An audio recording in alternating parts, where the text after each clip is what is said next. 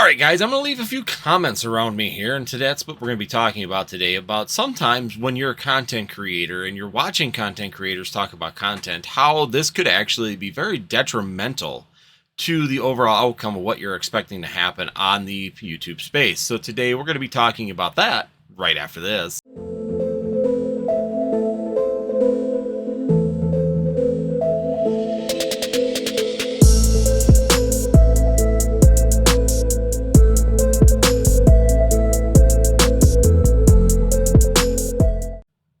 Alright guys, I'm Andy with Northwoods TCG, and today we're going to be talking about a content creator, but I will reference them down below. They don't do anything wrong. This wasn't even wrong what they did.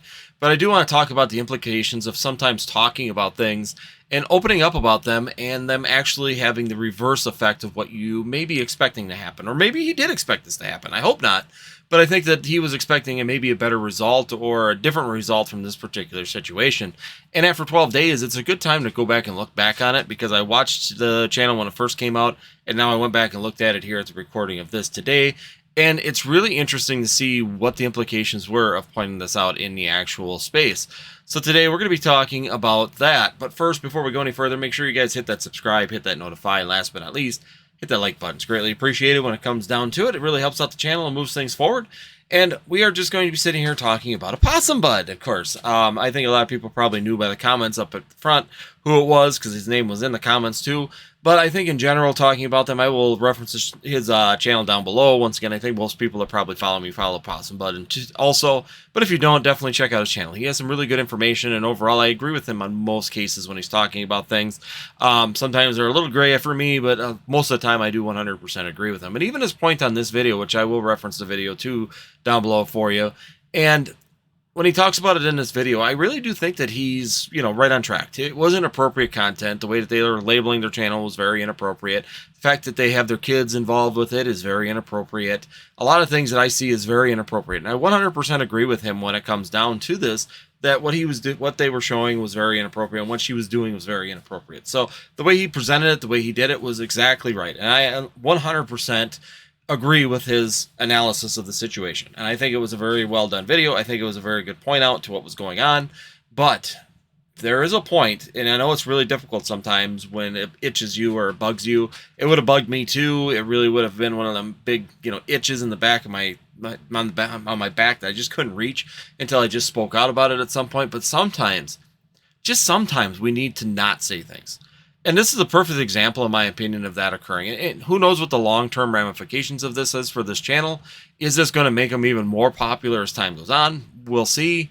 But let's be talking about what has happened since he released that video. So prior to the video, and I'm just pulling up the TubeBuddy analytics because I have that still. I haven't gotten rid of it. I still like using it for some references. If you guys don't have TubeBuddy in your YouTube creator, definitely a good help when it comes down to trying to pinpoint those markers that you want to be using to try and help your videos out and see where things are changing. Not a TubeBuddy ploy, just telling you, it works fairly well for what I'm doing and when I'm working on things. But we're going to go back in time. We're going to go back to February 20th when roughly Opossum Bud released that video.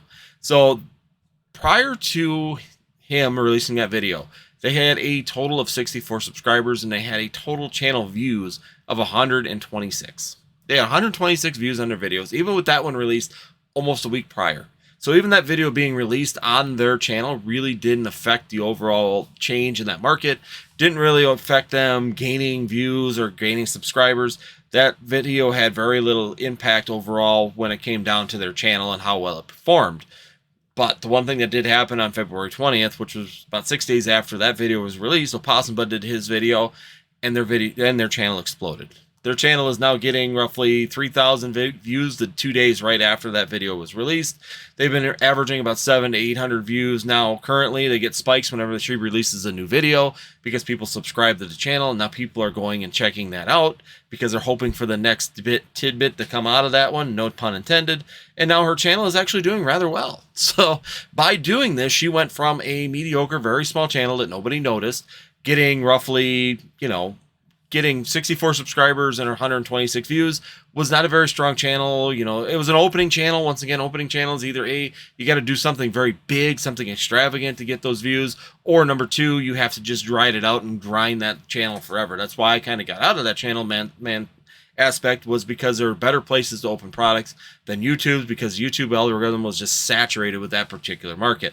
So you could either A, grind it out and try and get those views, or B, you change your footing and try something else. And if that doesn't work, you try your footing, change your footing again and try something else. And I think that this was her first chance after being on the air for about a week and a half. She changed the way she did things. She shifted it up to try and put something out there, a little extra to try and drive that market, to find a niche or get some people to start watching it, which it really didn't work.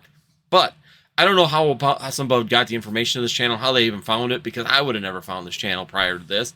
The only way that I've been looking at it now is by the TubeBuddy analytics. I've been pulling it up and doing comparisons on it just to see where these videos are performing. That way I'm not, just so you guys know, I'm not giving them the views. I don't want to give this channel the views, to be honest with you, so I'm using TubeBuddy, and they're just pulling the analytic data for me to do comparisons. So once again, it's kind of one of the nice little things with TubeBuddy too. I can look at these channels without giving them the notoriety that they may be looking for. But once again, we're looking at the overall.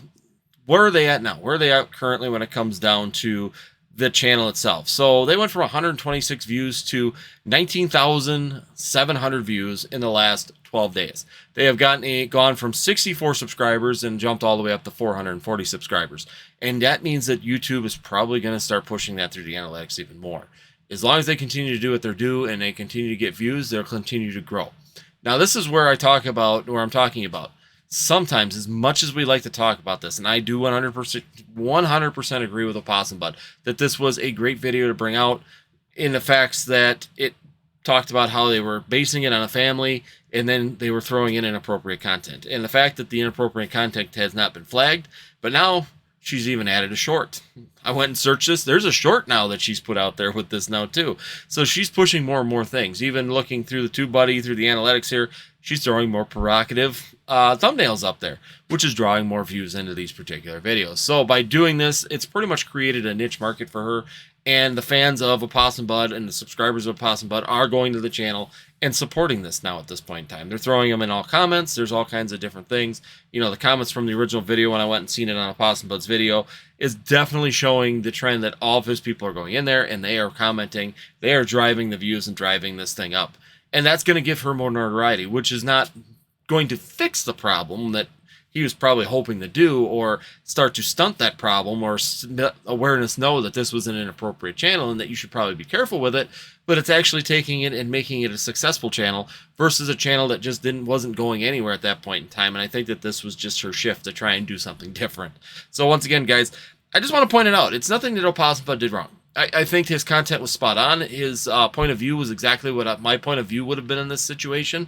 But I think that his timing and his putting it out there and discussing it has actually had the inverse effect of what he was probably hoping or thinking might happen. And it's actually grown the channel. The channel's getting bigger. And if the channel's getting bigger and she's finding success now, and this is happening, she is going to find availability to get more and more viewers, more subscribers. And I hope there's not very many people joining as subscribers on this. I understand Opossum's video, and trust me, it's just not something that we want to be seeing in the space, especially in the Pokemon space, and especially pushing family-orientated openings. It's just one of those traps that, as an adult, I get worried about, because these are the videos that my kids could be finding. These are the videos that Jacob could be pulling up without me knowing it when he's sitting there on YouTube just chilling, looking at different pack openings, and when he's trying to build decks, when he's looking at some of the older sets, I mean, you know, the last 10-year sets from XY and forward.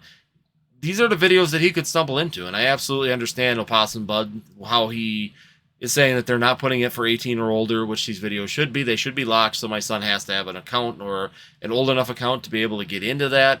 These kind of things are not in place. These little safeties are not in place in these particular videos, and that's going to continue to be an issue. It's always an issue to a point, but the mislabeling of this particular one and making it sound family orientated, even if he came up to me and I saw the name Poke Family back in it first came when their channel was out, if I saw the name Poke Family and I was seeing the first thing was just a picture of packs being open, and he brought me a video with that on the screen, I probably wouldn't have thought anything of it. I probably would have just let him watch this channel and not knowing the repercussions of what might be inside of there, because like I said, the one couple of videos are her and her kids holding product, or her and her kid holding product and holding it up and looking at the cards.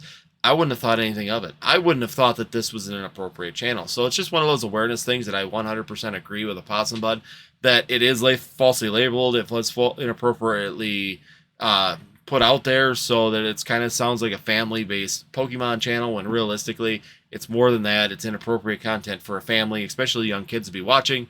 And these are things that I definitely think are good to be talking about. But on the other hand, if it wasn't said, if it wasn't brought up, that what if he wouldn't have put that video out there back on February 2021, whatever it was, roughly there, 12 days ago by his thing. So I'm thinking it's February 20th at this point.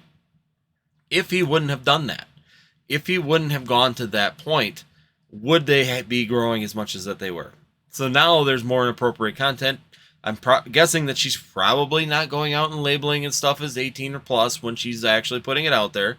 And eventually she's going to get monetized, and she's going to push the monetization side.